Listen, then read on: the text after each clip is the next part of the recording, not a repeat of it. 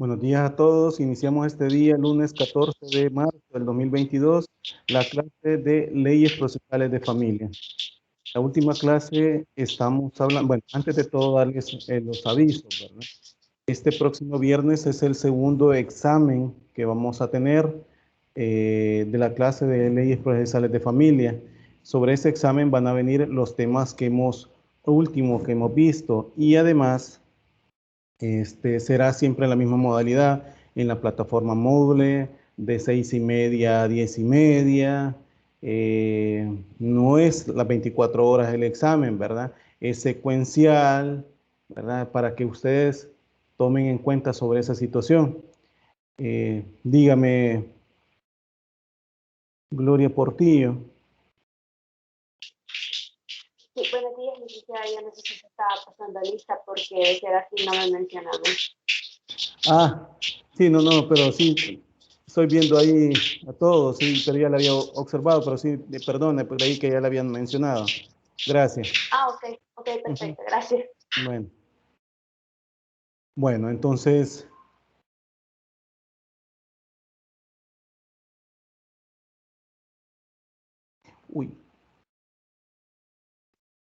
perdonen que creo que quité a Gloria.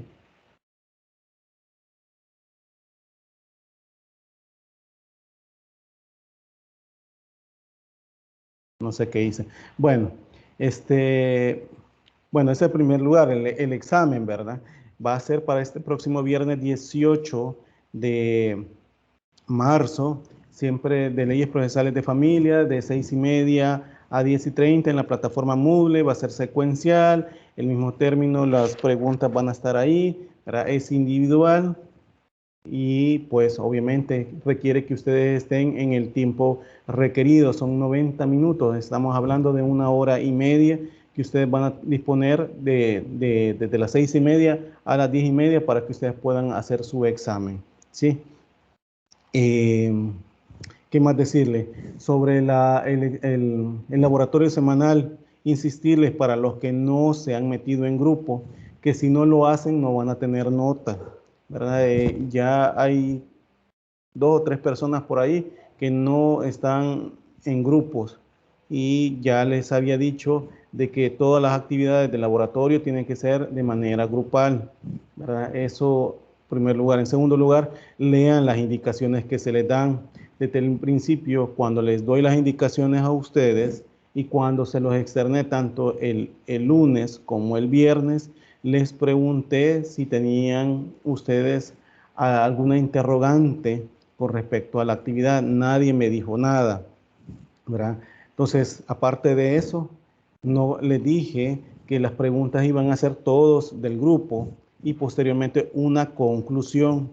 No solamente era mandar las preguntas por mandarlas, sino que todos tenían que llegar a una conclusión posterior a todos que hayan contestado. Les ponía el ejemplo que si eran 11 integrantes, los 11 iban a responder las preguntas, a ejemplificarlas, pero posteriormente esa discusión entre todos iban a hacer, ¿para qué? Para que llegaran a una conclusión, ¿verdad? Como grupo. Estaba viendo ahí que hay algunos, aunque no los he revisado todos, porque la plataforma no me los, en el momento no me los hace. Además, ya les había dejado a ustedes hasta las 11:59 del día domingo, o sea, el día de ayer, domingo 13 de marzo, para que lo estuvieran haciendo, y ahí vi como 2 grupos que a última hora lo estaban haciendo, ¿verdad? Entonces, sin embargo, como se les había dado tiempo, no me puse a estar revisando mayor, pero sí decirles, señor Flores Joya, cierre la cámara, por favor. Gracias. Entonces, decirles a ustedes, ¿verdad? Que lean las indicaciones, pregunten. No es a última hora que me van a estar preguntando, ¿verdad? Ni que me van a estar haciendo dudas y respuestas de un día antes. Es para eso una semana que ustedes tienen para realizar la actividad. Una semana suficiente para hacerlo y una semana que pueden perfectamente yo estarles contestando a ustedes. Hay error en la plataforma o no me caen los mensajes en los últimos momentos o, ¿verdad? El envío se hace tarde, ¿verdad? Digo porque eso sucede. Entonces, para que tomen en cuenta ustedes que las actividades se realizan en una semana y en esa semana ustedes tienen que estar preguntando, no dejándola un día antes ni una hora antes para estar preguntando. Y aparte de eso, lean las indicaciones. Las indicaciones son tan puntuales que si ustedes no lo hacen, ¿verdad? Me va a tocar que estarles, ¿verdad? Poniendo una cantidad mínima a lo que ustedes hacen, porque la idea es que ustedes aprendan, la idea es que ustedes interactúen con sus compañeros, que este tema sea de lo que estamos platicando en las actividades, sea tan digerible para ustedes, que ustedes puedan resolverlo con tanta facilidad. Ese es el punto o ese es el objetivo que hay que hacer con trabajar en equipo, y aparte de eso, que ustedes pues obviamente lean las indicaciones y que ustedes investiguen, ¿verdad? No es hacer las cosas a la carrera y a última hora. Se los insisto porque ya no va a ser cuestión mía que una nota sea mínima de ustedes si ustedes no quieren trabajar de la forma que yo les pongo las indicaciones, y que también, ¿verdad? Sean acatadas por ustedes. Yo perfectamente estoy contestando entre la semana, pero no es posible que a última hora lo estén haciendo, ¿verdad? Porque pasan estos errores, incluso que ya ni son ni que dañen a mi persona, ¿verdad? Sino que, ¿verdad? No se dejan las cosas como buenos salvadoreños a última hora. Bueno, solventado esto, reiterarles el examen para este próximo viernes, ¿verdad? Vuelvo y repito, de 6:30 a 10:30, de forma secuencial, preguntas ahí dirigidas en la plataforma Moodle, ¿verdad? Entonces, bueno, eso en lo que estábamos hablando, ¿verdad? También la última clase estuvimos hablando sobre los poderes, el mandato, ¿verdad? Que siempre el programa de la universidad nos lo hace ver, ¿verdad? Si bien es cierto, esto no es una clase de derecho civil, ¿verdad? En lo que se determinan los contratos, ¿verdad? Porque ustedes ya perfectamente, me imagino que ya pasaron, o es un prerequisito para llevar la materia de leyes procesales de familia, pero decirles que eh, traté de manera digerible, ponerle lo que debe ser el mandato, ¿verdad? Vimos también las principales características que se pueden hacer, la clasificación del mismo, los elementos esenciales, la capacidad de los partes contratantes, las obligaciones de las partes, las facultades del mandatario, las prohibiciones hacia el mandatario, y ahora nos va a tocar que ver la forma de otorgamiento. Ahora bien, no sé si hay preguntas, en primer lugar, con respecto a los avisos que he dado y también con la clase anterior. Pongo esos minutos, ¿verdad? De que para que ustedes puedan preguntar, si no sigo con el desarrollo de la clase, para que ustedes pues puedan comprender mejor los temas. Reiterarles que las clases también están grabadas, se quedan en la plataforma, ¿verdad? Todo lo que yo menciono y que dejo en actividades o incluso hasta el examen, si ustedes tienen esa curiosidad, digamos, o ganas de aprender, ¿verdad? Vuelvan a escuchar los videos. Ahí determino yo incluso aspectos que ustedes pueden retomar para contestar, ya sea los laboratorios o los exámenes, ¿verdad? Insistirles para eso que también los escuchen, ¿verdad? Lo que hablamos acá es tan importante, ¿verdad? Para su enseñanza, ¿verdad? Que recuerden que esto lo van a ir haciendo ustedes en la medida que sea posible por parte de, bueno, cuando anden, si es que les gusta la LITI, ¿verdad? O si están en alguna institución, ¿verdad? Lo van a aplicar en su momento, ya sea por cuestiones de familia o por cuestiones incluso de LEPINA, ¿verdad? Hay muchos temas en familia que se desarrollan en otras materias, incluso hasta penal, y que es importante saberlo. Bueno, escucho a ver si hay algunas preguntas por parte de ustedes como alumnos. Si no, pues inicio la clase, pero necesito saber, escuchar de algunos, por lo menos uno, que me digan si no hay preguntas. No, está claro las indicaciones y todo lo que está diciendo. Ok, gracias, Rodríguez. Carlos Paz, dígame. Después le doy la palabra, perdón, a José López. Hola, licenciado. De la clase de los temas no tengo preguntas, sino que quería saber si usted logró comunicarse con las personas de la universidad para que la licenciada que nos da la asesoría le hiciera llegar las ponderaciones. Sí, creo que les dije también en la clase anterior, ¿verdad?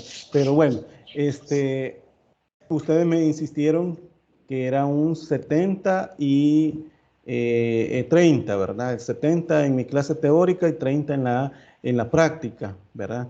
Logré hablar, y el viernes les dije eso, logré hablar con la persona de la autoridad de la universidad y me dijeron que en efecto así es para la segunda y cuarta evaluación, ¿verdad? Que va a ser un 70% en lo que me compete a mi persona y un 30% en lo que tiene que ver la clínica jurídica, lo que ustedes están haciendo ahí.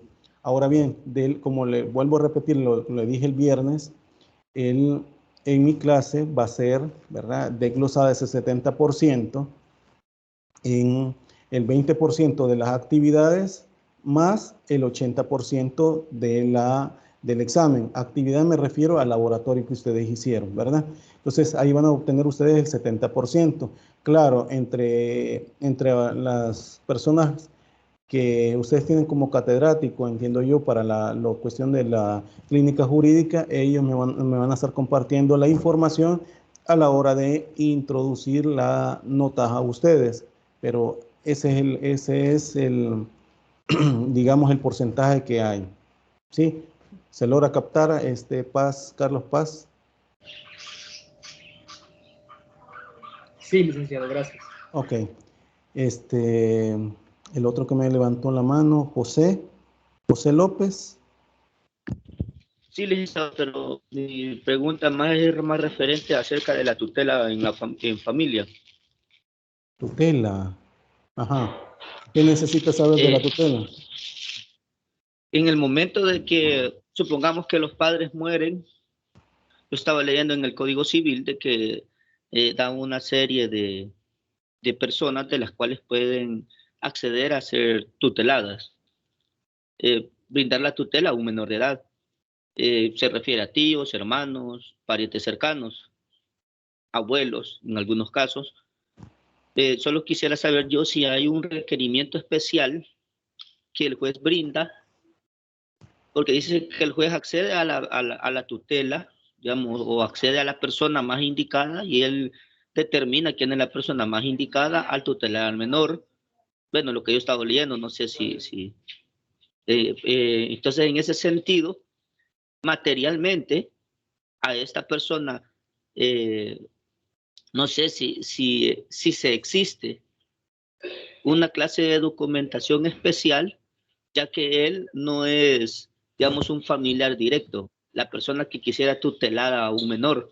Entonces, yo lo que quisiera saber yo, si en el Código Civil está el artículo o especifica así literalmente quién accede a este poder voluntariamente, claro está. Ok. Luis López, ¿verdad? O José López, perdón. Preguntarle, usted ya llevó la materia de derecho de familia. Entiendo que para llevar leyes procesales tuvieron que pasar derecho de familia, ¿verdad? José Lo que López. sucede está de que... le escucho, dígame. Ok, ajá. No, solo lo que le preguntaba. Ajá, dígame.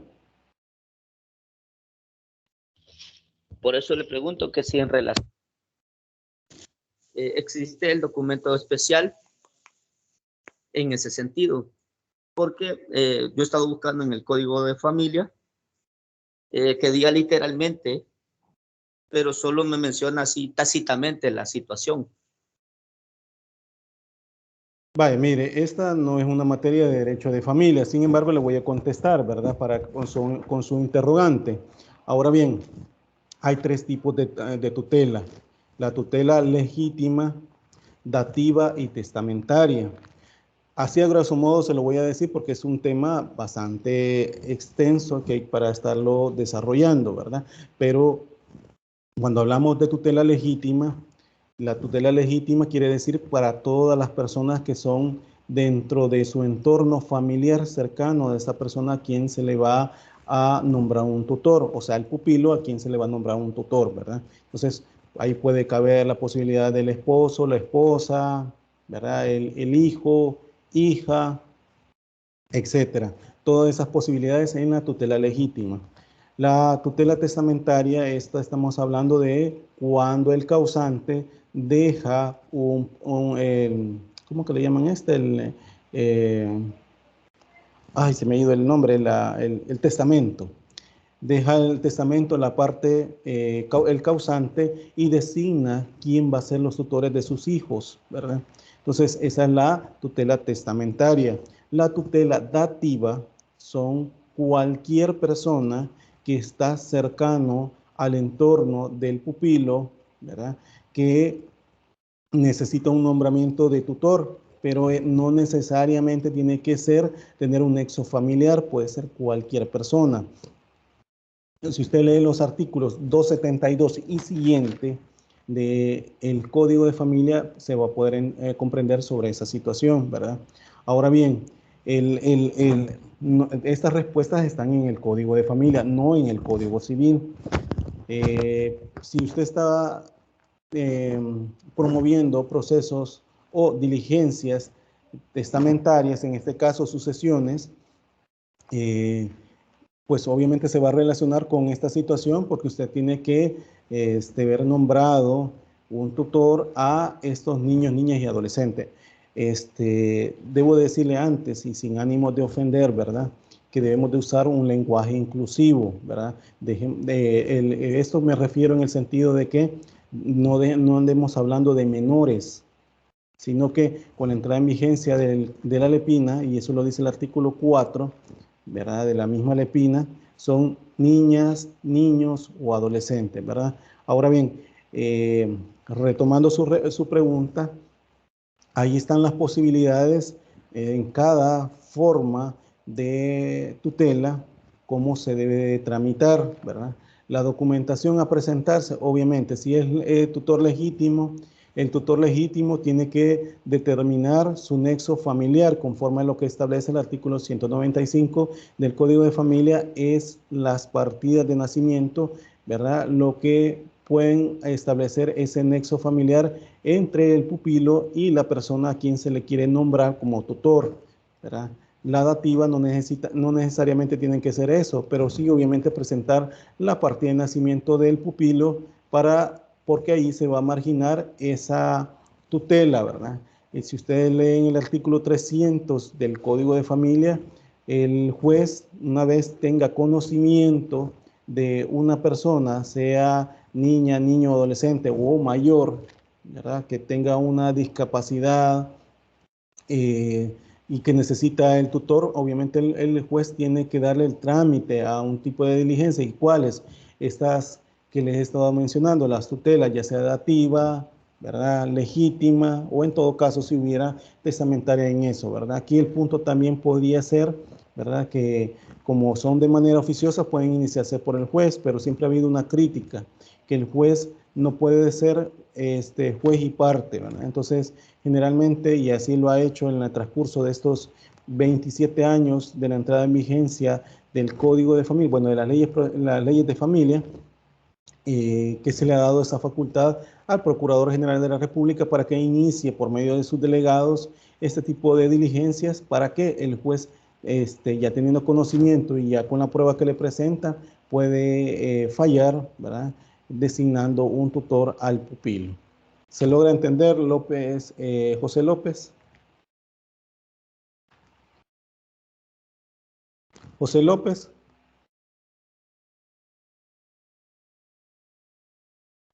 José López, ¿me logra comprender lo que le he contestado?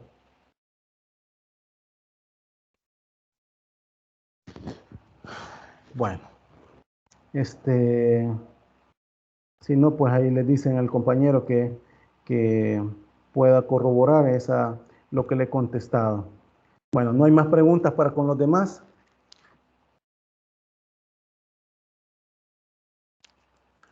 Los demás no hay preguntas. Escucho. Si no hay preguntas. No, Hola. Ok, muchas gracias. Bueno, entonces, volviendo al tema de lo que habíamos hablado del poder, ¿verdad? Porque aquí nos podemos, ¿cómo se llama? Retomar, ¿verdad? O establecer, pues, con las leyes supletorias, que en este caso sería el Código Procesal Civil y Mercantil, ¿verdad? Ahora bien, ya después de haber hablado sobre el mandato de una manera rápida, ¿verdad? Porque como les decía, esta clase no es que esté retomando aspectos de los contratos y sobre todo del contrato del mandato, ¿verdad?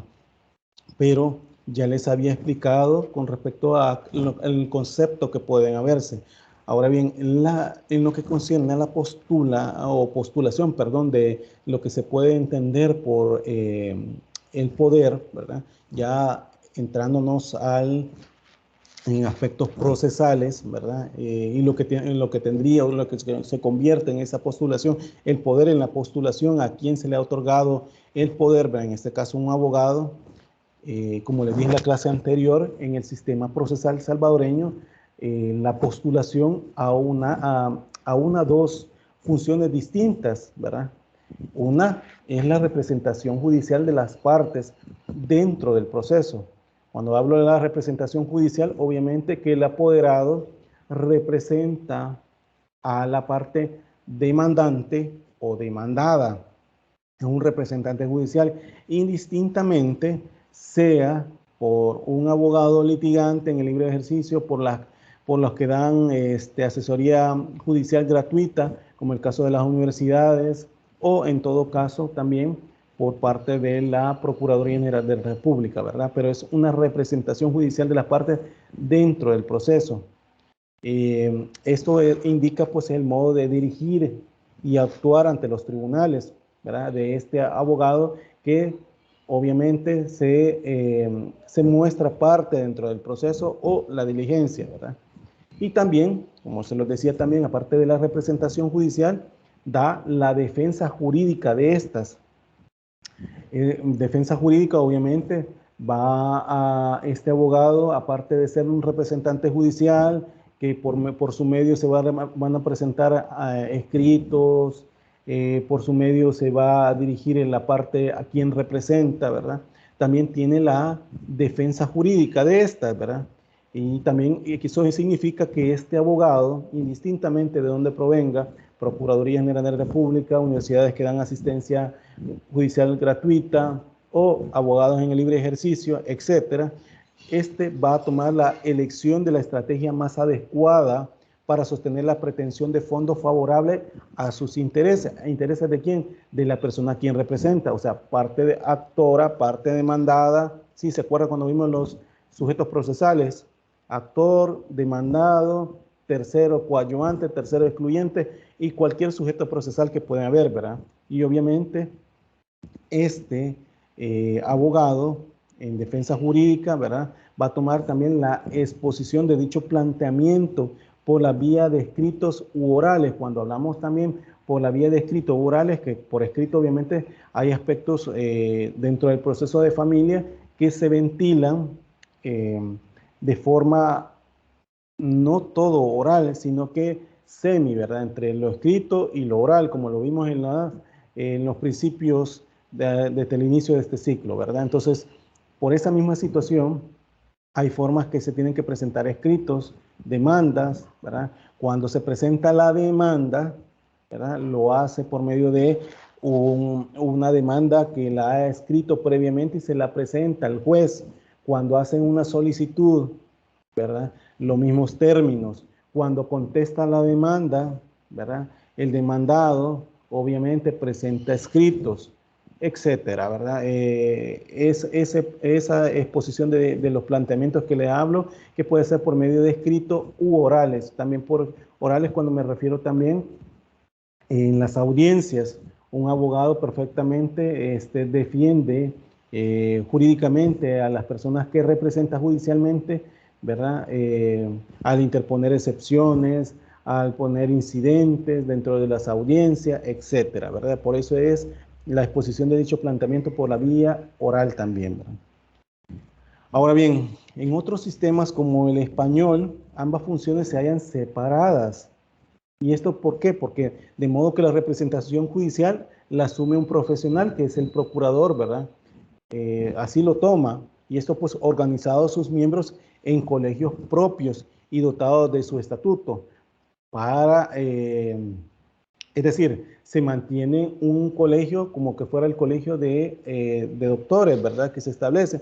Aquí nosotros, como les había dicho en la última clase, tenemos la Corte Suprema de Justicia, ¿verdad? Ahí está todo, una base de datos donde se determina de todos los abogados, pero no solamente que ellos lo están postulando, para este caso va a ser estos abogados, para este otro caso el otro abogado, no. Por eso es que hablo que en otros sistemas como en el español da un modo de representación que asume un profesional que es procurador, que está designado por un colegio, ¿verdad? Y cuya única función es esa, mientras la defensa jurídica, cuando hablo lo separado, la representación judicial y la defensa, tomen en cuenta, la representación judicial y la defensa jurídica. Representación judicial, obviamente, por solo el hecho de presentación de demandas, contestación de escritos, esa representación judicial. Y cuando hablo de defensa, pues obviamente en defensa de las partes, ¿verdad? Entonces, en ese sentido, pues decía, ¿verdad? Cuando la defensa jurídica se confía a su vez a abogados, ¿verdad? Los abogados que no presentan escritos, ¿verdad? Esa tarea es propiamente se la designan al procurador, aunque sí lo redactan y son quienes intervienen oralmente en las vistas programadas, en las audiencias, programadas, ¿verdad? Audiencias que en materia de familia vamos a ir viendo que hay dos, audiencia preliminar y audiencia de sentencia, ¿sí? Entonces, aquí hacen la separación en el sistema español, ¿verdad? Uno que representa judicialmente y el otro que hace la defensa jurídica. Entonces, si bien es cierto, se pueden tomar, ¿verdad? Una situación que incluso usted como juez no va a saber si el abogado que ha hecho la representación judicial hace o diseña los escritos, ¿verdad? Entonces ahí pueden haber unas situaciones que incluso presentados por el otro, ¿verdad? Quien hace la defensa jurídica, ¿verdad? Por esa misma razón nosotros como aquí en El Salvador, quien tiene la representación judicial tiene la defensa jurídica, ¿verdad? De la parte a quien representa. Ahora bien, en el Código Procesal Civil y Mercantil identifica ambas funciones en los artículos, ¿verdad? 67 y siguientes del Código Procesal Civil y Mercantil, pero asignándolas conjuntamente a los abogados, que es el único estamento profesional existente. Es decir, aparte, claro, ¿verdad?, de la Procuraduría General de la República y el Ministerio Público, ¿verdad?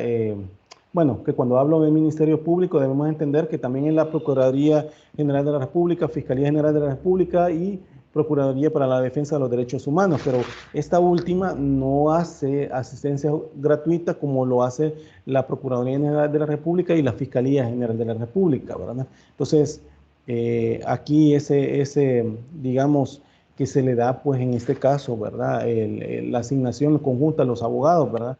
Pero obviamente en el último estamento profesional existente que pueden haber. Sí. ¿Iban a hacer alguna pregunta?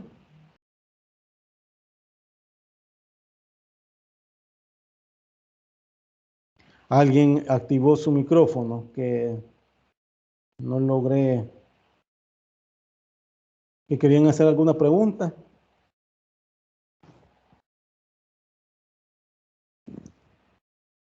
No había nadie que me estuviera haciendo preguntas, que escuché micrófono. No, licenciado. Ok, gracias. Entonces, volviendo en ese tema, ¿verdad?, que les estoy comentando, ¿verdad?, de la representación y la defensa jurídica, ¿verdad?, y como les repito, ¿verdad?, el Código Procesal Civil y Mercantil identifica las funciones de la representación judicial y la defensa, ¿verdad?, jurídica que se hace en los artículos 67 y siguiente del Código Procesal Civil Mercantil, pero vuelvo a lo mismo, asignándola conjuntamente a los abogados, que este es el único estamento profesional existente y que puede incluso determinarse al Ministerio Público. Obviamente aquí en el Ministerio Público estoy hablando Procuraduría General de la República, Fiscalía General de la República y en el caso de la Procuraduría para la Defensa de los Derechos Humanos no es que dé asistencia judicial gratuita, pero sí verifica cuestiones o aspectos de vulneración de algún derecho de las partes, ¿verdad? Que pueden haber y que obviamente esto lo manda, pues, obviamente mediante informe al Procurador para la Defensa de los Derechos Humanos, quien tiene que dar una respuesta a todo ello, ¿verdad? Pero no estamos hablando que va a dar una asistencia, ¿verdad? Por eso que hablo de esas dos instituciones. Y con todo, casi siempre, ¿verdad? Que se utiliza el término procurador en la ley, ¿verdad? Que lo hace y en realidad para referirse a una faceta de representación judicial más que la de defensor, ¿verdad? O sea, y si ustedes dan una lectura a las actas que se redactan indistintamente en la materia, que ustedes han podido dar una lectura, se van a fijar en eso, ¿verdad? El representante judicial o el apoderado judicial no toman en cuenta el defensor, ¿verdad? Jurídico, ¿verdad? Pero obviamente es la dualidad que pueden haber. No cabe, ¿verdad?, confundir en todo caso la representación judicial de los abogados procuradores, pues, con todas las variantes de representación legal o voluntaria que pueden haber, pues, y que llevan, digamos, a un tercero a sostener un juicio de los derechos e intereses ajenos, ¿verdad? Estos intereses ajenos, como vimos anteriormente, ¿verdad?, son instrumentos de integración de la capacidad procesal, pues, cuando de manera imperiosa o facultativa el titular, ¿verdad?, no puede desempeñarse por sí mismo como parte de la contienda, ¿verdad?, que pueden haber, ¿verdad? Aquí podemos ver que la representación judicial a la que estamos viendo, ¿verdad?, es la que se requiere siempre, pues, para poder actuar ante el juez y ante las demás partes y tercero interviniente del proceso, es decir, los sujetos procesales que vimos, ¿verdad?, en su momento y que pueden haber, ¿verdad?, para que ustedes estén retomando, refrescando de lo que estoy hablando, ¿verdad? Desde esa perspectiva, la postulación es un requisito esencial dentro de la debida constitución de la relación jurídico-procesal que pueden haber, y su ausencia determina la falta de un presupuesto del proceso, ¿verdad? Es decir, no puede darle un seguimiento si no está esta representación judicial de las partes que integran el proceso. Pues en ello va condicionada, ¿verdad?, la afectación defensa en juicio, que la ley no permite se desarrolle en un régimen de autodefensa de los individuos, salvo que a alguno de ellos sea abogado y desear ejercitar su propia defensa y representación. Esto, cuando hablo de su propia defensa o representación, recordemos que como abogados litigantes, aparte de que podemos representar, abogados litigantes me refiero en general, ¿verdad?, abogados, indistintamente estén en una institución o no, pues, pero abogados, sabemos que por el simple hecho de ser un empleado público, se le excluye, ¿verdad?, sobre todo, pues, a ejercer la abogacía o el notariado, ¿verdad?, que puede ser, ¿verdad?, sobre todo en el caso de los jueces, no lo pueden hacer, ¿verdad? Sin embargo, sí, mediante esto se dio, mediante resolución motivada, ¿verdad?, por parte de la Sala de los Civiles, allá por épocas del 97, 99, por ahí así, donde estableció que perfectamente un empleado público, y se refirió en aquel entonces por un empleado público que se pudiese defender, ¿verdad? ¿Por qué? Porque es abogado.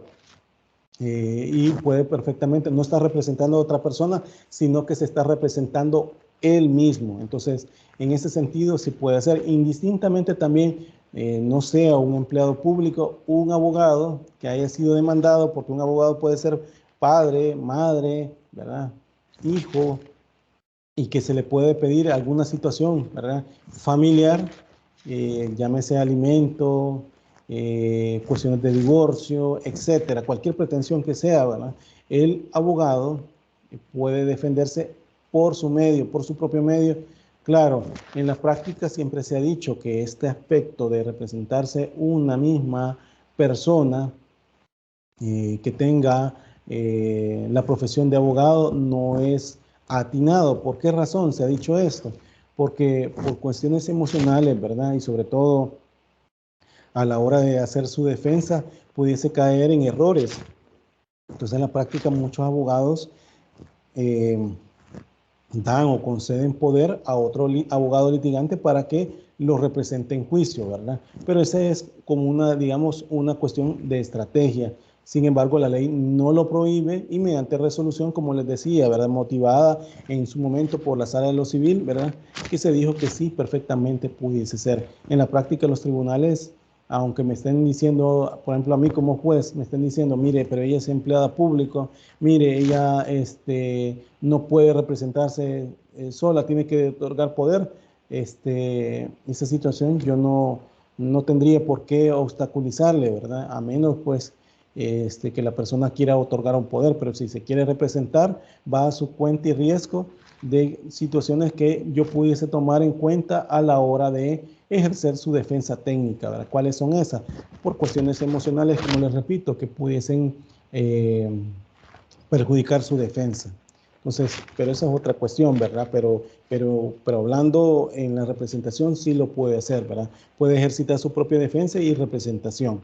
Un abogado que haya sido demandado, abogado o abogada, ¿verdad? El artículo, volviendo nuevamente al artículo 67 del Código Procesal Civil y Mercantil, ¿verdad? Establece que la postulación será preceptiva y recaerá un abogado de la República, ¿va? Así lo dice ese mismo artículo 67, si ustedes le pueden dar lectura al mismo, ¿verdad? Y ella establece, ¿verdad? Sin cuyo concurso, ¿va? No se le dará el trámite al proceso, previendo pues 5 supuestos de sujetos excluidos de la función, ¿verdad? En ese sentido, o sea, incluso hasta personas que pueden tener, pueden ser representantes de iglesia, ¿verdad? Esas personas no pueden establecerse incluso, ¿verdad? Su representación. Y entonces acá, si ustedes le dan esa lectura a ese mismo artículo 67, de esas 5 posturas o esos supuestos de sujetos excluidos de la función, ¿verdad? Si ustedes ven, los 2 primeros con carácter absoluto, ¿verdad? Y los 3 siguientes sometidos a posibles excepciones, ¿verdad? Que pueden haber, ¿verdad? Esto, pues, debemos de tomar en cuenta que como como situación especial en aquellas personas que no dispongan los recursos suficientes para litigar, ¿verdad?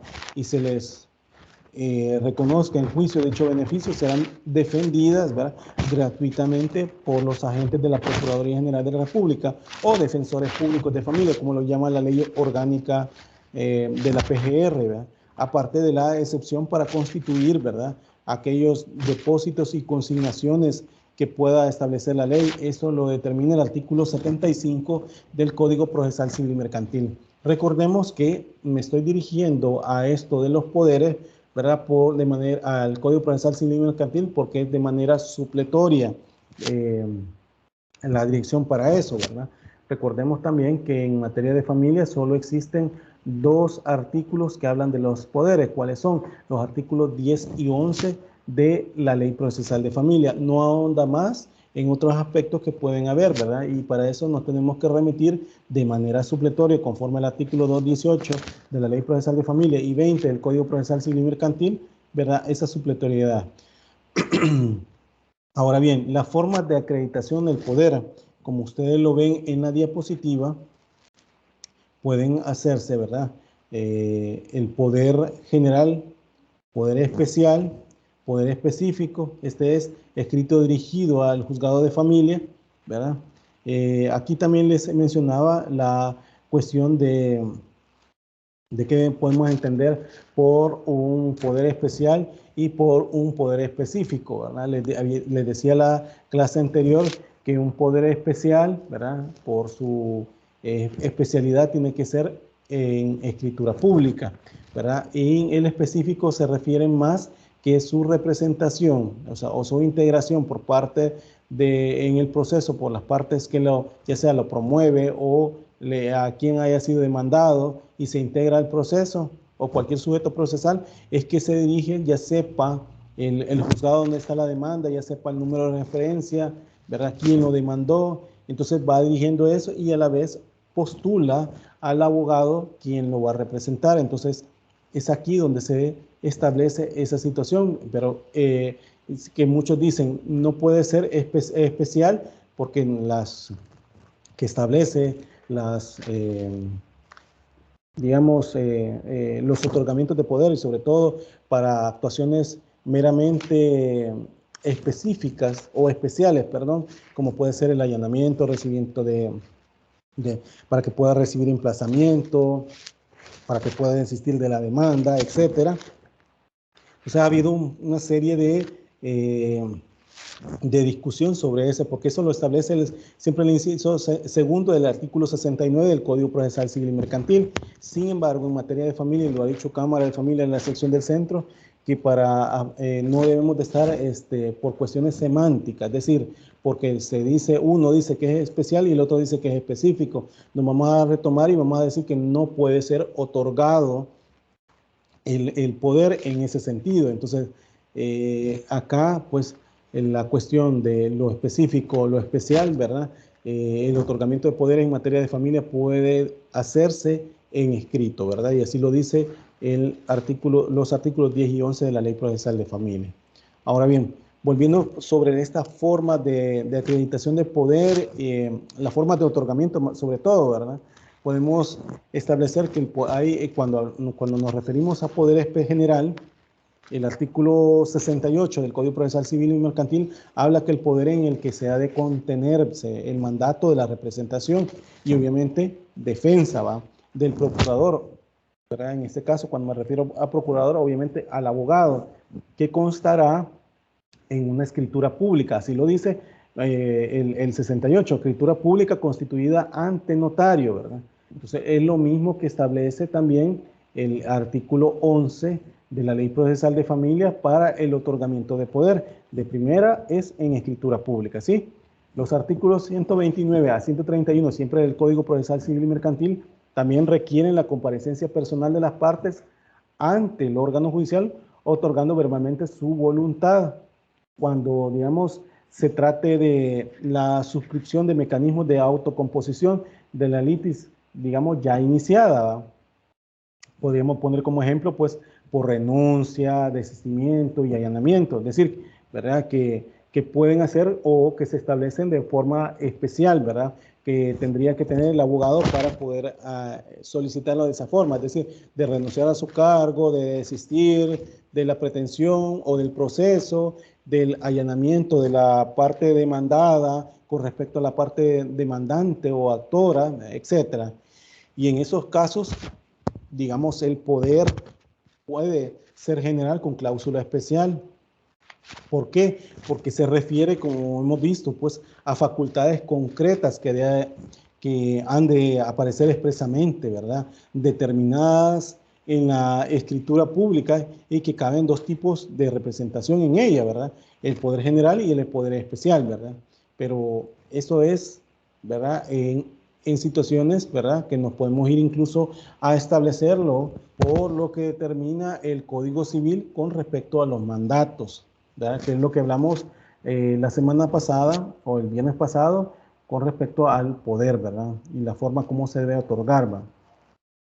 En el poder general implica que la escritura solo se hace alusión a la facultad y actos comunes en todo el proceso, ¿verdad? No cuestiones específicas que se determinan en el inciso segundo del artículo 69 del Código Procesal Civil y Mercantil, sino que el primero, ¿verdad? El primer inciso, si ustedes le dan esa lectura al mismo, ¿verdad?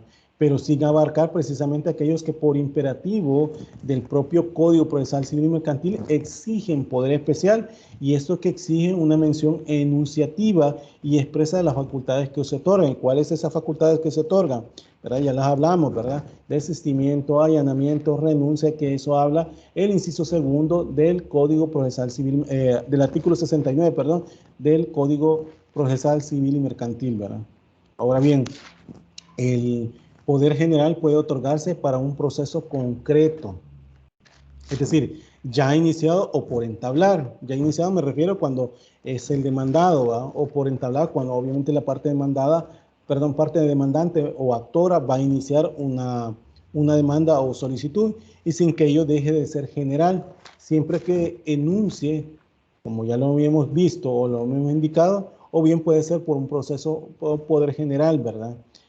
Sin determinación de una controversia concreta, lo que significa que puede servir para ese y para cualquier otro litigio donde haya de actuar, digamos, un cliente o un litigante o un justiciable, mejor dicho, pues precisamente no está limitada a una causa judicial única que pueden establecerse, ¿verdad?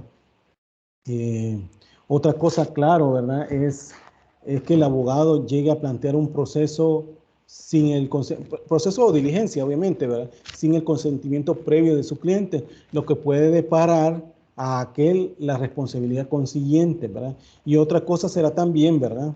La posibilidad en cualquier momento del representado de revocar ese poder cuando le estime conveniente, pero mientras no lo haga, el poder valdrá para todo el proceso.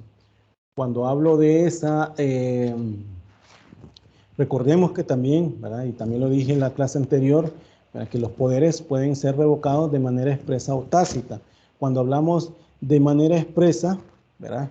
Es que la parte interesada, indistintamente sea solicitante, demandante, demandado o cualquier sujeto procesal y que haya otorgado un poder, esa persona puede perfectamente, mediante acta suscrita ante notario, que son una diligencia que se hace, puede revocar el nombramiento de poder que se le haya hecho a X abogado, ¿verdad? Ese abogado ya no lo va a tener. ¿Por qué? Porque se hacen las respectivas, se le notifica al abogado para que no represente a la parte quien lo otorgó, ¿verdad?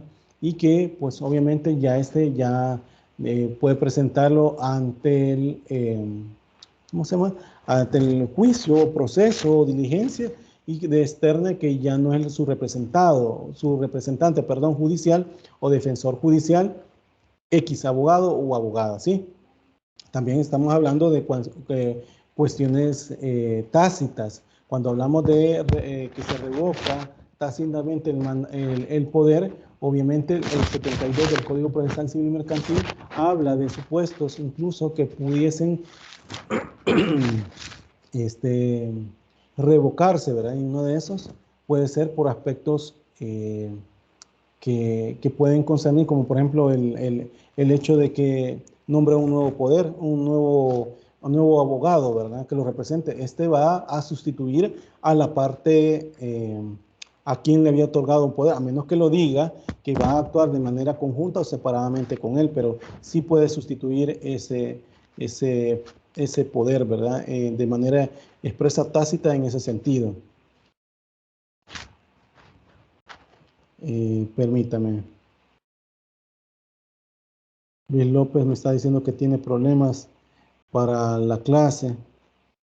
No sé si hay otro alumno que tenga problemas para entrar a la clase o solo es José López No, que tiene licenciado. problemas. No, licenciado, no hay problema. Ok, sí, porque me está mandando mensajes, pero yo veo que todos están en ese sentido. Dígame, Dalila Claros. Sí, disculpe, solamente que no entendí bien de que si el poder general o el especial es que se hacen de escritura pública y el poder de revocarle lo puede hacer tanto entonces el demandante como el abogado también. No, no, no, no. Cuando revocar estoy hablando la parte mandante, ¿va? Recordemos la relación mandante o poder dante a mandatario o poder dante. Sí, es decir, quién otorga el poder y quién lo ejerce. Cuando estoy hablando de quién le otorga el poder, es la persona quien le otorga el poder al abogado, ¿verdad? Entonces, esta persona puede hacerla de manera expresa, revocarle el mandato que él confirió a este abogado, o de manera tácita, ¿verdad? Entonces, eso en primer lugar, ¿verdad? O sea, cuando le explicaba que de manera expresa, obviamente, hacen unas diligencias vía notarial, donde se le informa al abogado o abogada que de manera expresa la parte que otorgó el poder se lo está revocando. Entonces, este abogado o abogada, ¿verdad? Tiene que comprender que ya no representa a su, digamos, poder dante, o a quien otorgó el poder, ¿verdad? Ya no lo va a representar. Y entonces, ¿por qué? Porque de forma expresa se lo ha, ¿cómo se llama? Se lo ha externado, ¿sí? También de manera tácita, cuando me refería yo de tácita, es cuando se nombra un nuevo abogado y el poder dante nombra un nuevo abogado y no dice que para que de manera conjunta o separadamente con el abogado o abogada tal, ¿verdad? Pueda comparecer en el proceso. Entonces, esa de manera tácita se le revoca el mandato o el poder otorgado por parte del poder dante o mandante, ¿verdad? Al abogado, ¿sí? ¿Se entiende? Claros, señorita Claros, Dalila Claros. Sí, Ahora bien, solamente, sí, dígame. no, sí, solamente es que aquí de primero se mencionó que el poder especial se hacía ante una escritura pública, pero luego mencionó que también el poder general, basado en el artículo Sí, 69, ¿verdad? sí. En eso iba, su otra pregunta, porque lo suyo eran dos, ¿verdad? En una. Ahora bien, cuando hablo de poderes generales y poderes especiales, ¿verdad? General, obviamente, todo lo que establece el inciso primero del artículo 69 del Código Procesal Civil Mercantil, para todas las actuaciones que pueda tener el abogado dentro del proceso. A usted lee ese inciso primero de ese artículo 69, si usted lo da de manera general, va a ser para todas las actuaciones judiciales, desde la demanda hasta que se dicte sentencia y posteriormente, obviamente, con la ejecución de la sentencia, a menos de que le revoquen su nombramiento, ¿sí? Cuando hablo de lo específico, perdón, de lo especial que diga, esto es a partir de lo que dice el inciso segundo, siempre el artículo 69 del Código Procesal Civil y Mercantil. ¿Por qué? Porque tienen que tener ese mismo artículo establece que para otorgarse poder, ¿verdad? Se necesita, y para, por ejemplo, allanamiento, desistimiento del proceso, de la pretensión, ¿verdad? La renuncia, etcétera, incluso hasta para recibir emplazamiento, tiene que otorgarse, ¿verdad? Un poder especial, no solamente general, sino que especial, ¿verdad? Donde incluyan todas esas cláusulas que se le determinan, ¿verdad? Entonces, por esa misma razón es que les digo, tiene que ser, ¿verdad? Por medio de escritura pública, ¿verdad? Ese es el primer supuesto, porque es tanto el 67, 68, 69 del Código Procesal Civil y Mercantil en relación, ¿verdad?, con el 10 y 11 de la Ley Procesal de Familia. El primer supuesto es que los poderes se tienen que otorgar mediante escritura pública, ¿verdad? Entonces, y esto obviamente relacionándose con el Código Civil, ¿verdad? ¿Para qué? Para el otorgamiento del poder, ¿verdad? El contrato de poder que se debe de hacer, y ahí se especifica. Claro, la diferencia entre la Ley Procesal de Familia y el Código Procesal Civil Mercantil es que en materia de familia se puede otorgar un poder mediante escrito dirigido al juzgado de familia, ¿verdad?, donde se determina todo este supuesto. Aquí yo les había mencionado a ustedes, todo este supuesto me refiero a que se otorga el poder, incluso puede darle las cláusulas especiales que establece el artículo, el inciso segundo del artículo 69 en un escrito. Hay muchos jueces que han dicho que en el caso de ser toda cuestión especial, ¿verdad?, que se otorgue, me refiero a recibir emplazamiento, allanarse, renunciar, desistir de la pretensión, del proceso, etcétera. tiene que ser en escritura pública, así han dicho algunos jueces. Pero mediante cámaras de familias se han dicho, y sobre todo por unanimidad de las 3 cámaras de familia, me refiero a la Cámara de Familia de Oriente, Cámara de Familia de la sección del Centro, Cámara de Familia de la sección de Occidente, que incluso está la Cámara de especializada en niñez y adolescencia, que coadyuva ahora el conocimiento de algunos procesos que le tocaba a la Cámara de Familia de la sección del Centro, han mencionado que el otorgamiento de poder, ¿verdad?, aun y cuando se diga que es especial y no específico por la cuestión semántica, ¿verdad?, se puede otorgar porque la misma ley lo establece, ¿verdad?, en el artículo 11 de la Ley Procesal de Familia. Indistintamente se ponga que es específico porque solo es dirigido al juez, o en todo caso es especial porque como la ley dice que tiene que ser en escritura pública, ¿verdad? Aquí integrando todo lo que concierne, ¿verdad?, entre leyes. Entonces, por esa misma razón se ha dicho que el poder, ¿verdad?, en materia de familia, indistintamente, ¿verdad?, usted lo quiere otorgar en escritura pública, ¿verdad?, o en escrito dirigido al juez, ¿verdad?, puede perfectamente poner todo aspecto general del proceso, o sea, lo que establece el inciso primero del 69, y también lo especial, ¿verdad?, en lo que establece el inciso segundo, siempre de este artículo 69 del Código Procesal Civil y Mercantil.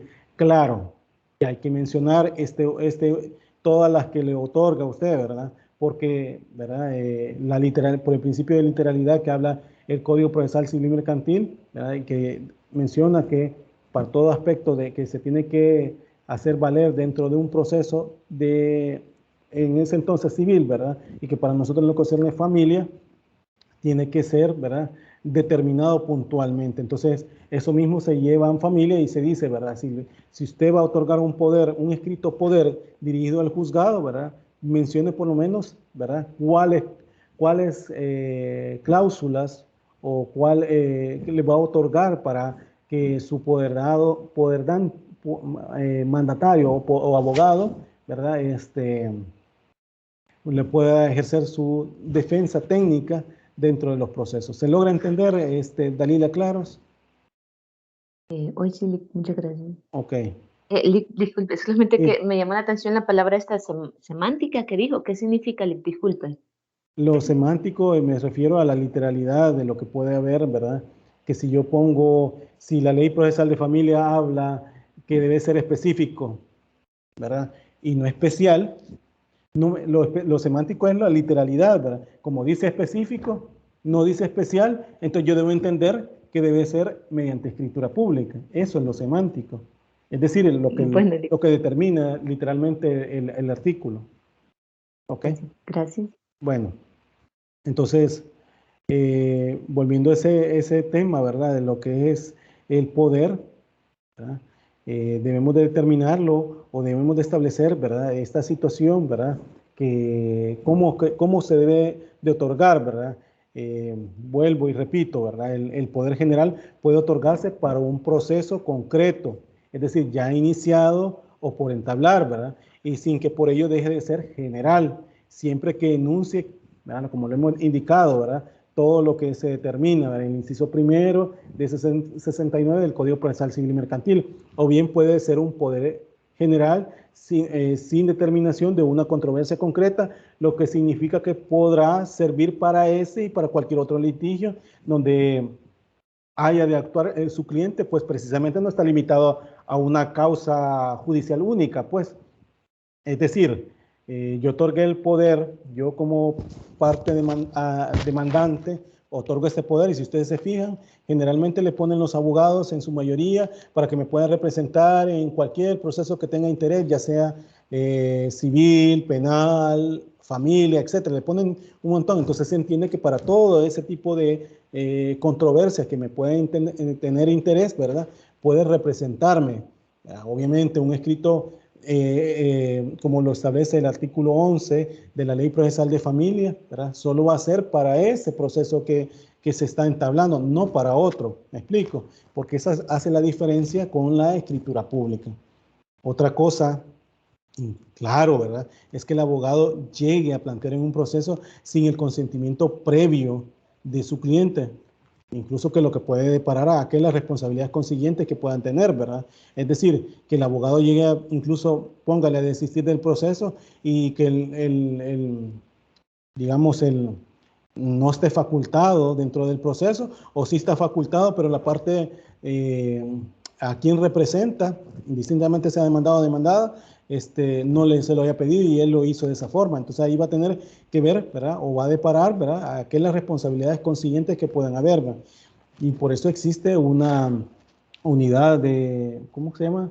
De la Corte Suprema de Justicia para verificar esta situación y de investigación, de la unidad de investigación profesional que se determina para los abogados también, ¿verdad? Entonces, en el evento que no haya ejercido una defensa técnica acorde a los que se le haya otorgado el mandato, ¿verdad? Y otra cosa será también la posibilidad de cualquier momento del representado de revocar, ¿verdad?, ese poder cuando lo estime conveniente, pero mientras no lo haga, el poder valdrá para todo el proceso. Cuando no lo haga, me refiero, como ya les he dicho, ¿verdad?, ya sea de manera expresa o de manera tácita, el haberle revocado el poder, ¿verdad? Cuando les hablaba también a ustedes, en el caso de los que pudiesen tomarse en cuenta, ¿verdad?, de las personas que están excluidas, ¿verdad?, y que se les estaba tomando en cuenta para que establecen que no pueden ser excluidas de ¿cómo se llama?, para poder ejercer la procuración. Si ustedes le dan a esa lectura del 67, ¿verdad?, ustedes ven los pastores o sacerdotes y cualquier otro culto que puedan tener, así lo dice ese 67, lo meteré en servicio activo, dice.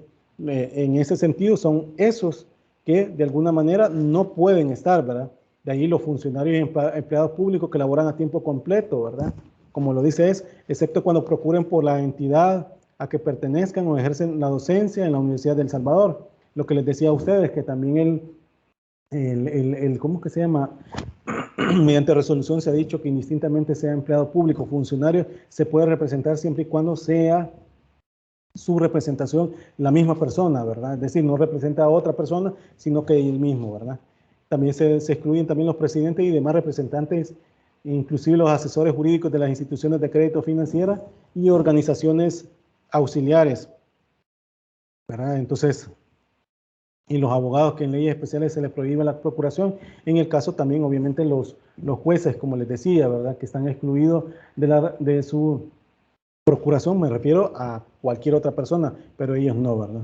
Ahora bien, cuando hablo del poder especial, debo de decir también que en aquellos casos donde se exija específicamente que se constituya así por una norma, ¿verdad?, es decir, lo que establece el 69, como se lo había dicho, párrafo segundo o inciso segundo de este artículo 69 del Código Procesal Civil y Mercantil, se puede establecer, ¿verdad?, que el poder especial, ¿verdad?, pero también cuando el poder se circunscriba al enunciado de facultades concretas que se pueden haber, y también siempre cuando se trata de ejercicio de poderes de autocomposición, ¿verdad?, de objeto litigioso para el que se exija el enunciado, ¿verdad?, expreso de los que se otorgan, exigiendo obviamente que abarca también a las transacciones judiciales, a pesar de no decir nada respecto al artículo 132 del Código Procesal Civil y Mercantil, ¿verdad?, como si ocurre en los casos de mecanismos de esta índole, ¿verdad?, pero sí se deben de determinar, ¿verdad? El Código Procesal Civil y Mercantil habla del poder especial, como se los había dicho antes, ¿verdad?, para la finalización anticipada del proceso. Sin embargo, ¿verdad?, finalización anticipada del proceso, llámese un allanamiento, llámese desistimiento, ¿verdad?, que pueden hablar, son causales anticipadas o para culminar el proceso, pues, y sin embargo, por razones de lógica, no aparece que deba comprenderse en esa exigencia la simple información al órgano judicial, ¿verdad?, cuando suceda, pero de que se ha producido un hecho extrajudicial, pero que tiene implicaciones en el desarrollo de la litis, ¿verdad?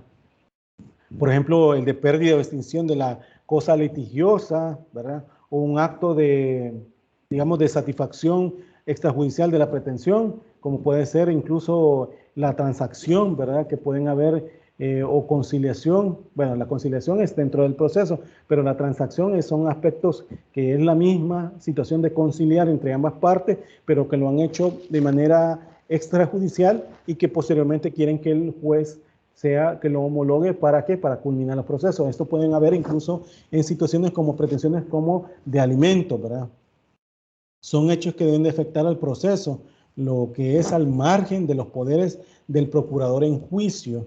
Pues no se trata de que, digamos, que esta hipótesis de disponer nada, ¿va?, sino de incorporar una información extrajudicial al proceso, porque la misma resulta útil para la evolución y desenlace, incluso siendo que por ello provoca su finalización anticipada.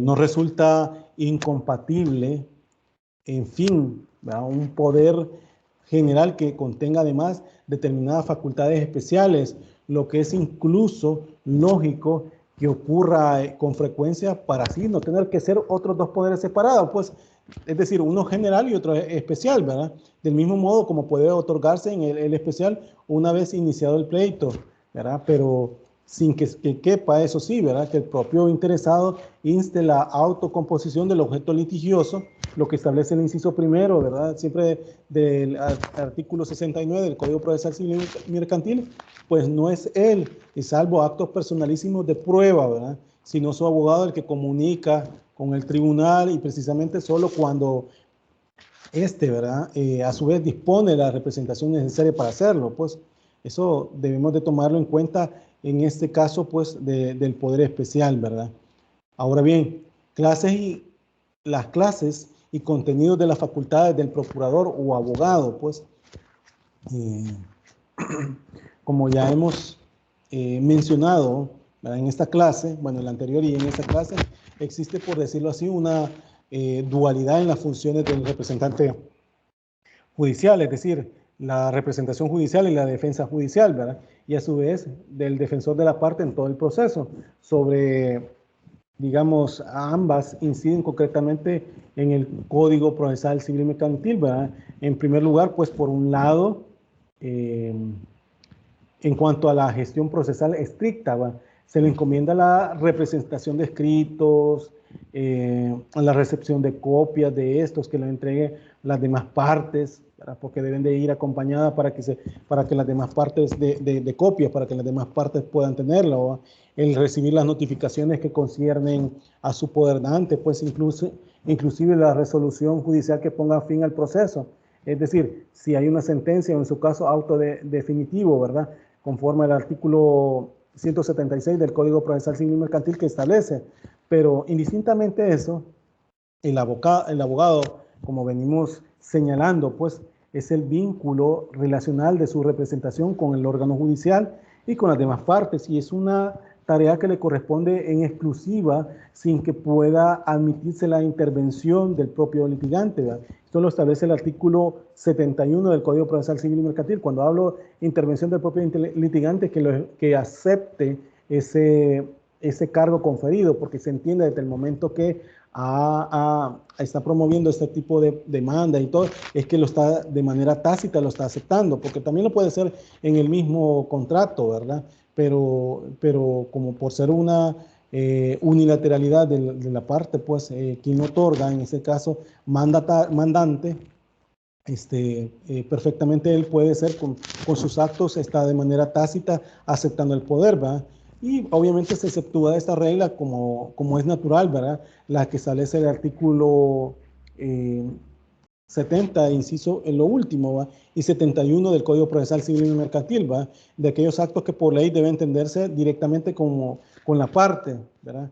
Esto podemos ver el artículo 177 como el emplazamiento para contestar la demanda y el interrogatorio en audiencia de prueba. Es decir, que aunque el abogado pueda presentar la contestación de la demanda, pero necesita de que, obviamente, de los hechos que la parte demandada le externe al abogado, pues para que éste la introduzca en la contestación de la demanda. Y el otro lado, en cuanto al papel de consejero, también que da el abogado, pues, y defensor jurídico del litigante. el artículo litigante o justiciable, me refiero yo, ¿verdad?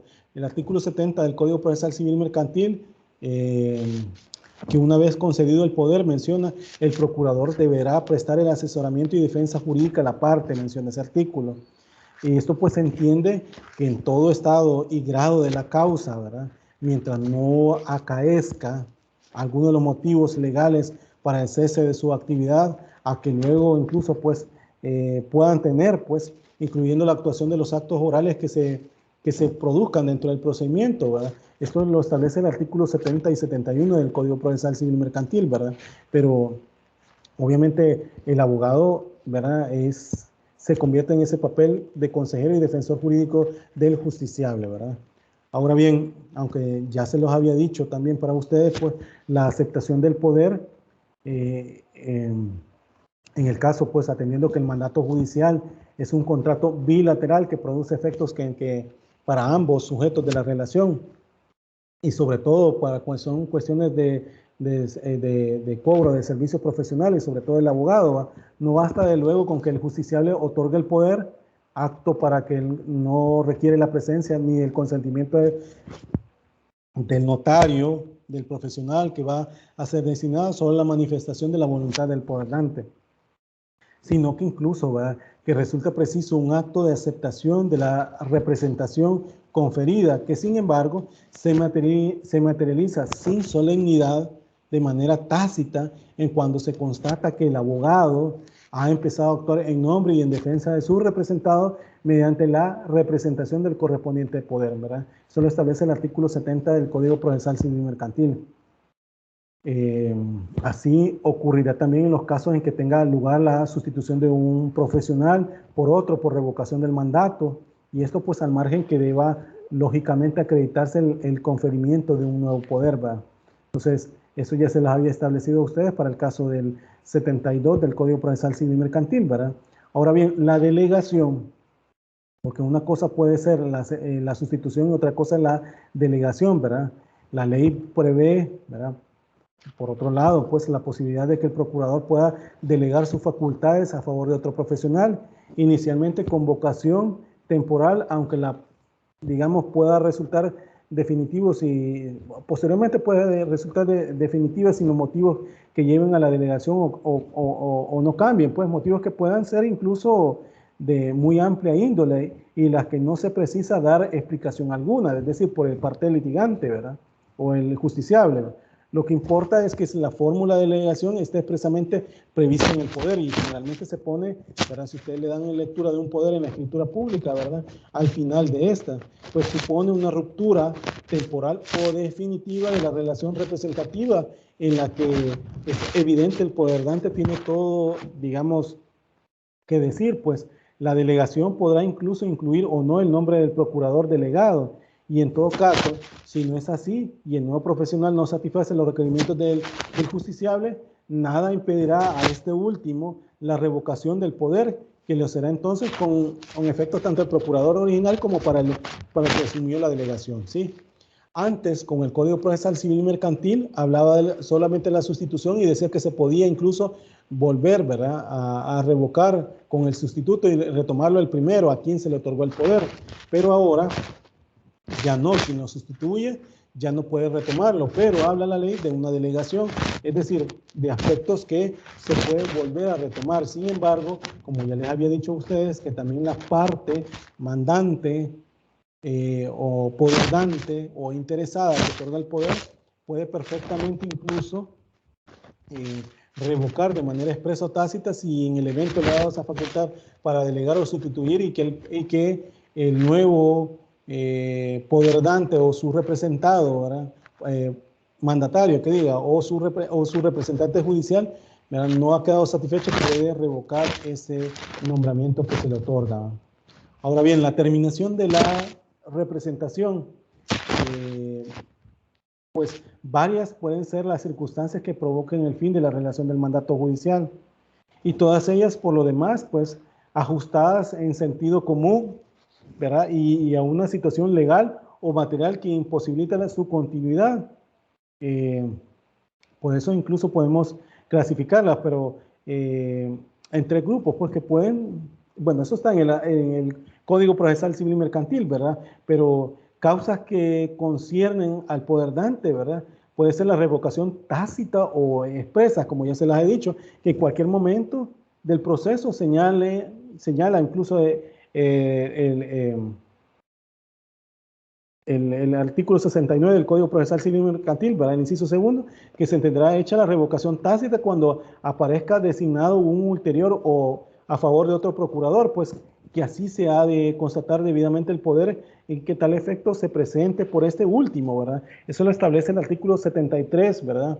El inciso primero del Código Procesal Civil y Mercantil. También podemos ver por fallecimiento del poder dante, ¿verdad? O sea, fallece la persona a quien representada, y eso también el artículo 73, ¿verdad? El tercero lo establece, que se trata de realidad de una circunstancia que dará pie, ¿verdad?, al cambio de parte en el proceso, que de acuerdo a las reglas de la sucesión procesal, ¿verdad? ¿Se acuerdan la que vimos el 18 de la Ley Procesal de Familia, cuyas reglas hace remisión de ese precepto? Pues el efecto sobrevenido de ese fallecimiento es pues que el procurador que venía actuando en su nombre no pueda seguir haciéndolo, ¿verdad? Hasta que se determine si habrá una sustitución del litigante y de haberla, si éste sigue manteniendo su confianza en dicho procurador o designa a otro, pues dice el código que ese sea este último, pues el procurador el que comunique al tribunal el hecho del fallecimiento, aunque resulta igualmente válido que, por ejemplo, lo haga la parte contraria y si tiene conocimiento de ello, ¿verdad? Causas que conciernen al procurador. Pueden haber la renuncia a seguir ejerciendo la representación conferida, es decir, el apoderado o abogado, ¿verdad?, puede perfectamente renunciar. Ni el representado ni el representante se les puede obligar a mantener una relación de confianza inexistente o dañada, y por tanto el procurador tiene también el derecho de darla por finalizada unilateralmente, ¿verdad? Ahora bien, como esta decisión unilateral no puede dejar indefenso al justiciable, pues prevé la ley, obviamente, que en aquel informe al tribunal sobre su voluntad de abandonar la procuración, ¿verdad?, manteniéndose en el puesto durante 10 días, mientras se procede a la designación de un nuevo procurador. Es decir, aunque haya renunciado, 10 días, ¿para qué? Para que la parte a quien representaba nombre un nuevo apoderado, o en todo caso el juez, ¿verdad?, mande o solicite a estas instituciones que dan asistencia gratuita, PGR, ¿verdad?, o en todo caso universidades que acreditan o que dan asistencia jurídica gratuita, pueden hacerlo, ¿va? Si en el plazo se supera esos 10 días y no hubiera podido tener lugar a un nombramiento, cesará el mandato, ¿va?, y quedará desligado de más obligaciones. Dice el Código Procesal Civil y Mercantil en su artículo 73.2, ¿verdad?, que en esa tesitura, por decirlo así, ¿verdad?, el proceso seguirá su curso, debiendo incluso, ¿verdad?, determinarse para esos supuestos, ¿verdad?, para continuar, ¿verdad?, si una de las partes no está debidamente representada y defendiéndose, obviamente, judicialmente. Lo contrario implica vulnerar el proceso debido y causar indefensión, ¿verdad?, que pueden dar ese supuesto, o pueden generar, ¿verdad?,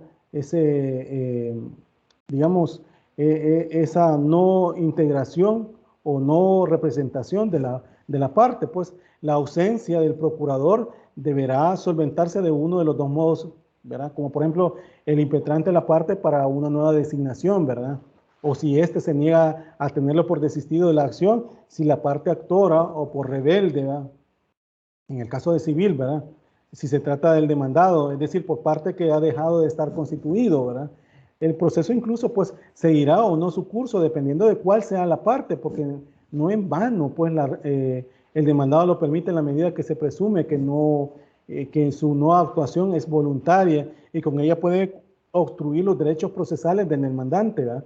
Pero afuera de ese caso, como repito, ¿verdad?, no puede auspiciarse que un proceso continúe sin más, sin notar de abogado a cada parte y sin embargo tenerla por constituida. También se da por la sustitución de facultades por voluntad del procurador, ¿verdad? Como les decía, la sustitución que puede haber, ¿verdad? En el poder se pueden autorizar, como vimos, una delegación de actos del procurador a favor de un compañero, y también cabe que el poder dé a aquel, ¿verdad?, el poder de dejar digamos, el asunto de manera definitiva en manos de otro procurador, lo que comparta, ¿verdad? Conforme al ya que les he mencionado, el artículo 72 del Código Procesal Civil y Mercantil, ¿verdad? Donde habla de la representación sin posibilidad de reasumirla. Y por supuesto, el derecho del poderante a su revocación ulterior en cualquier momento y debiendo en tal caso procederse a una designación que para no constituir fraude, ¿verdad? De ley conlleva excluir en todo caso la lista de candidatos precisamente al procurador de iniciar que dejó el proceso, ¿verdad? También se puede dar pues la suspensión temporal de actividades. Esto lo habla el artículo 73, el cuarto, ¿verdad? El cuarto, o cesación definitiva del procurador en el ejercicio de la profesión, donde habla el 73.2, que se trata tanto uno como otro, pues el motivo de apartamiento forzoso de su representación, ¿verdad? Una vez cumplido el requisito, pues la jubilación de edad o porque el expediente sancionador o la sentencia declarativa de su responsabilidad, pues con carácter cautelar o definitivo, ¿verdad? Que pueden haber, ¿verdad? Y en tal caso deberá proveer el tribunal a la designación de un nuevo procurador en los términos que incluso hemos dicho, ¿verdad? También debemos de establecer que el fallecimiento del procurador o del abogado, pues en este caso puede que sea el poderante quien comunique el hecho al tribunal, ¿verdad? O que este último, teniendo conocimiento de ello por otro conducto, requiera al poderante para que efectúe la designación del procurador en el plazo de 10 días. Digo por otro conducto porque recordemos que el procurador, a él se le hacen todas las notificaciones, ¿verdad? Y si obviamente falleció, ya no pueden haber situaciones que están notificando a él, tendrían que buscarse a la parte que ha otorgado el poder, ¿verdad? La ley pues no dice más sobre ese punto, en lo que parece debemos aplicar las soluciones ya contempladas incluso arriba, ¿verdad? Es decir, que establece arriba, me refiero a este artículo 72, ¿verdad? Donde habla de los 10 días, ¿va? Y que se supera el plazo y que no hay nuevo profesional, ¿va? En ese sentido se pueden haber, ¿verdad?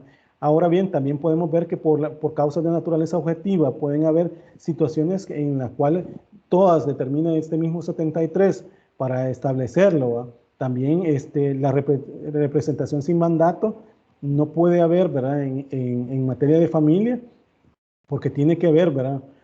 Una representación y defensa de la figura, ¿verdad? De quien representa a la parte demandada o parte actora en los procesos, ¿verdad? O parte interesada. También habría que ver pues, los tratamientos procesales de la postulación para en esos casos, ¿verdad? Que pueden establecerse dentro del proceso. Bueno, no sé si hay preguntas acá de lo que hemos hablado esta mañana, ¿verdad? Que tan importante, ¿verdad? Para todos la representación, ¿verdad? Y el poder como se otorga. Dígame, Gabriela Escoto. Buenos días, licenciado. ¿Cree que me hace el favor de repetir el artículo donde regula los motivos que finaliza el otorgamiento? Otorgamiento del poder o el cese, se está refiriendo. Es que de lo que estaba hablando son los artículos 72 y 73 del Código Procesal Civil y Mercantil. Lo que hemos estado estudiando esta mañana es a partir del 67 y siguiente. Me refiero, hablamos del 69, donde los otorgamientos de poder en lo especial. Hablamos del cese, que también y de la aceptación del poder, donde habla el 72, el 73 ahora habla sobre el cese también de la postulación de parte de las partes, ¿verdad? La suspensión o delegación del poder, ¿verdad? Que están en esos artículos, ¿verdad? Usted lo lee entre el 67 al 73, si no me equivoco, ¿verdad? Del 74, perdón, del Código Procesal Civil y Mercantil. ¿Sí? Gracias. Ok.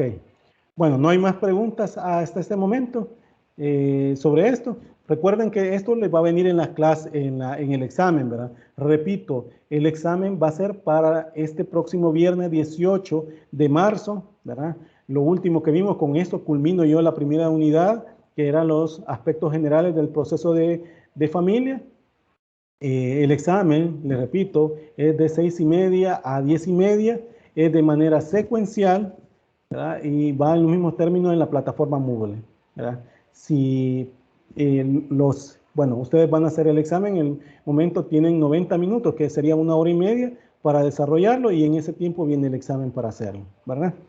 Bueno, me despido de ustedes si no hay ninguna pregunta hasta este momento, ¿verdad? Y doy por agotado este tema si no lo hay, ¿verdad? No hay preguntas.